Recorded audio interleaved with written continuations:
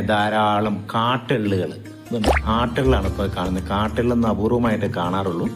അതിപ്പോൾ പൂത്ത് നിൽപ്പുണ്ട്, അതിൻ്റെ കാ വിരിഞ്ഞിട്ടുണ്ട്.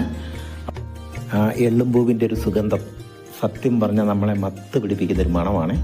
നല്ല കാർകൂന്തലിൽ എള്ളെണ്ണ തേച്ച ഒരു സൗന്ദര്യത്തിൻ്റെ ഒരു സുഗന്ധമാണ് തന്നെ കേട്ടോ.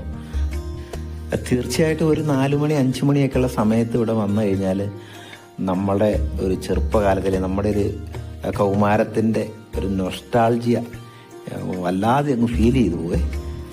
പിന്നെ കവിത എഴുതാനോ അല്ലെങ്കിൽ അല്പം ചിന്തിക്കുന്നവർക്ക് നോവൽ എഴുതാനോ ചെറുകഥ എഴുതാനോ എന്തിനു വേണ്ട ഒരല്പം സാഹിത്യമെങ്കിലും മനസ്സിലുള്ള ഒരാൾക്ക് അല്ലെങ്കിൽ ഒരു വിദ്യാർത്ഥിക്ക് അല്ലെങ്കിൽ ഒരു കൗമാരക്കാരന് തീർച്ചയായിട്ടും ഇവിടെ വന്നാൽ ഒരു കടലാസ് തുണ്ടിൽ അന്ന് എഴുതണമെന്ന് പോലും തോന്നിപ്പോവും.